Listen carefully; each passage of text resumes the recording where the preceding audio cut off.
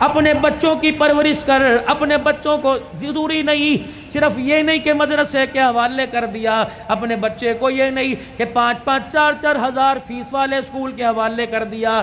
یہ سارے علماء اکرام بیٹھے ہیں, اولاد کی تربیت پہ علماء لکھتے ہیں. فرمایا جب بچے کی عمر 10 سال کی ہو, 10 سال سے لے کے 21 سال کی عمر تک اپنے بچے کی طرف آنکھ کی گھوری, آنکھ کا آئینہ ایسا رکھ جیسے شکار کے اوپر شکاری پنجے گاڑتا ہے. اپنے بچے کے رہن سہن پہ, اٹھنے بیٹھنے پہ, بولنے چالنے پہ, جہاں وقت گزار رہا ہے رات کو اٹھ کے دیکھا کر کروٹیں بدل کے کس کروٹ سو رہا ہے, دن کے اجالے میں دیکھا کر قدم اٹھا رہا ہے یا بھاگ کے دکھا رہا ہے, اپنے باپ سے کچھ چھپا رہا ہے یا ظاہر کر رہا ہے. اگر 10 سال سے لے کر 20 سال کی عمر تک تو اپنے بچے کا ساتھ دے گا, کعبے کے رب کی قسم بچہ قبر تک قرآن سناتے تیرا ساتھ دے گا.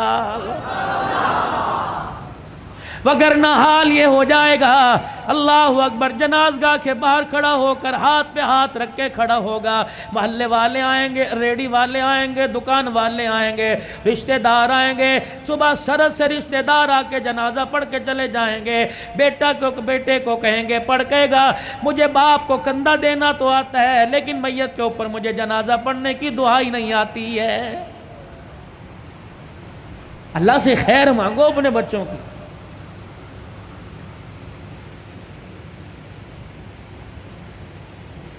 یہ تمہارے ملتان کے اندر مولانا سمیع اللہ ربانی رحمت اللہ علیہ کا انتقال ہوا.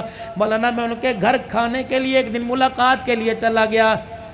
12 پتہ نہیں 9 بچے یا 11 بچے, 3 بیٹیاں, اللہ اکبر, سارے عالم, ساری عالمہ, حافظ.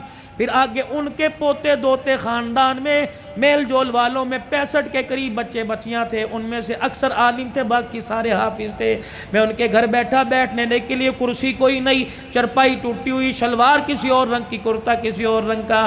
ایک پرانی سی پلیٹ میں 4-5 بسکٹ, چائے کا کپ آیا اور مجھے کہنے لگے مولوی صاحب ان برتنوں کو نہ دیکھنا, میرے سینے میں جھانک کے دیکھ, میرا دل بڑا سکون میں ہے. الحمدللہ میں نے اپنے بچوں کو قرآن کا حافظ بنایا, عالم بنایا.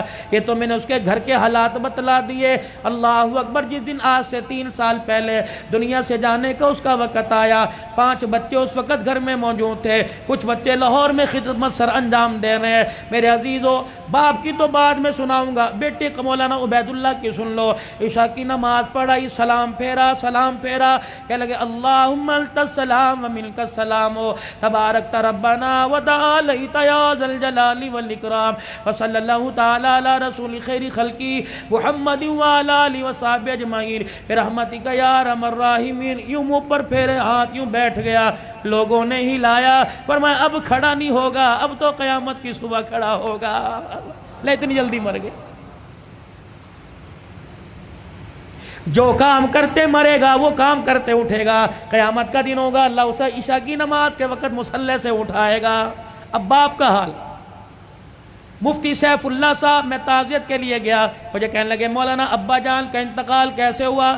1:15 بجا تھا. ابا جان نے کمرے میں شور کر دیا, امی اٹھ کے آ گئی, میں اٹھ کے آ گیا, بھائی دوسرا اٹھ کے آ گیا. کہنے لگے عبید اللہ کو بلا لے, عبداللہ کو بلا لے, اور اسی طریقے سے کفایت اللہ کو بلا لے.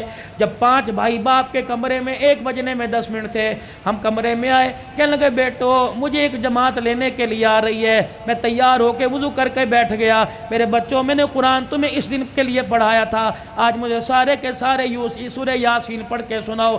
بیٹیوں نے, گھر والی نے, 5 بچوں نے سورہ یاسین پڑھائی سنائی. کہنے لگے الحمدللہ. پھر سب بچوں سے مصافحہ کیا, بیوی سے الوداع کہا, اور پھر کہنے لگے ذرا کمرے کے باہر جانا, کچھ جماعت باہر کھڑی ہے. اللہ اکبر, کمرے سے باہر سارے بچے چلے گئے. کہنے لگے جی السلام علیکم, السلام علیکم, اندر آ جاؤ. اندر آ گئے. کہنے لگے میرے باہر والوں اور اندر والوں سارے گواہ رہنا, میں ایمان پر کلمہ پڑھتے ہوئے جا رہا ہوں. اور زبان سے کہا اشہد ان لا الہ الا اللہ و اشہد ان محمد رسول اللہ. اتنا کا آنکھیں بند ہو گئی. بیٹے کہنے لگے اللہ کی قسم مولانا, کمرے میں ایسی خوشبو آئی جس خوشبو کو آج سے پہلے کبھی ہم نے سونگا ہی نہیں تھا.